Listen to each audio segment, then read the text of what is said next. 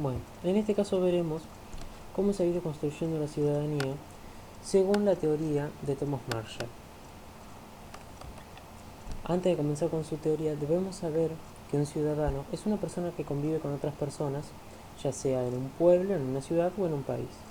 Dentro de estos lugares donde conviven estas personas, hay distintos derechos, deberes, libertades, restricciones, poderes y responsabilidades a las que deben obedecer, para que la convivencia entre estas personas no se vea afectada de forma negativa.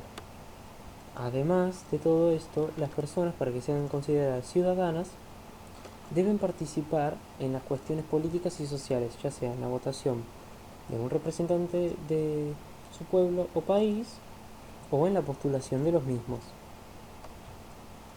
Los principios de la ciudadanía surgieron en Francia, en el siglo XVIII, a causa de la hambruna que sufría el pueblo francés.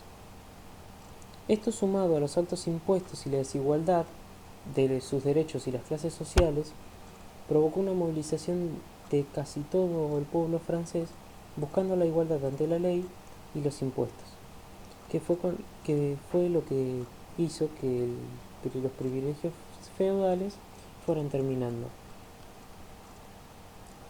Bueno, ahora vamos a ver la creación de la ciudadanía según Marshall.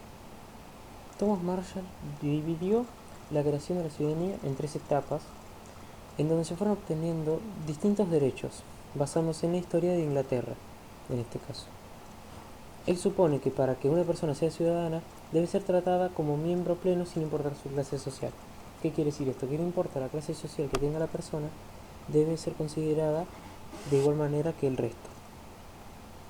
Bueno, los dividió en las tres etapas, como dijimos, que eran los derechos civiles, los derechos políticos y los derechos sociales. Los derechos civiles surgieron en el siglo XVIII.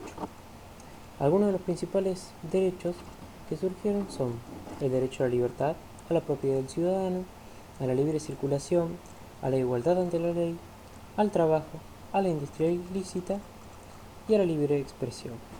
Varios de estos derechos se consiguieron en la movilización francesa de la que hablamos anteriormente.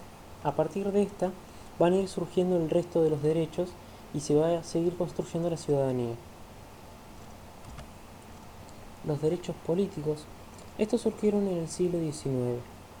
Los principales derechos son la elección de sus gobernantes mediante el sufragio, a tener acceso a funciones públicas y a la participación en la dirección de algunos de estos asuntos.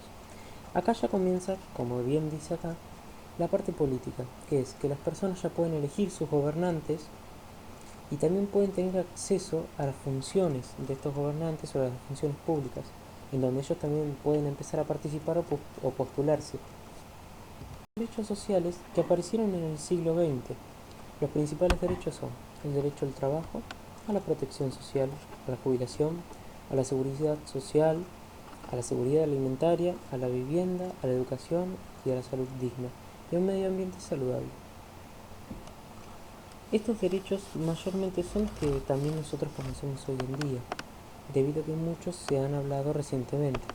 A día de hoy también los derechos se siguen construyendo al igual que la ciudadanía. Por eso estos dos conceptos van cambiando y a estos dos conceptos se le van sumando distintas cosas. Las críticas a la teoría de Marshall se debe a que él dice que que ninguno debe ser discriminado o tratado de distinta forma por su clase social. Sin embargo, hoy en día eso lo vemos bastante seguido, porque una persona que vive en situación de calle no estaría teniendo las mismas condiciones de vida, ni los mismos privilegios, ni los mismos derechos o posibilidades que otra persona que no está en ese estado. Por ejemplo, acá tenemos el caso de la plusvalía, que esto está relacionado con la desigualdad en el trabajo, ¿sí? Nosotros tenemos una persona que trabaja, o sea, es contratada por una empresa para realizar determinado trabajo. Mayormente esa persona va a trabajar 8 horas.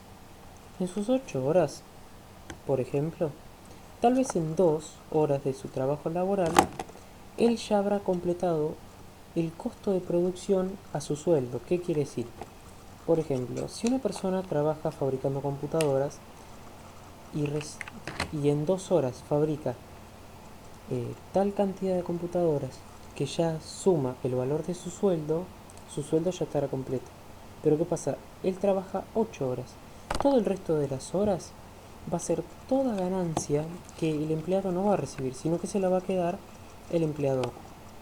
Con una parte pagará los impuestos de la empresa y la otra parte es toda ganancia. Acá es donde vemos que hay una desigualdad porque la plata no se reparte igual para todos. Una parte queda adueñada para una sola persona. Además de esto, vemos la desigualdad de que una persona no es libre.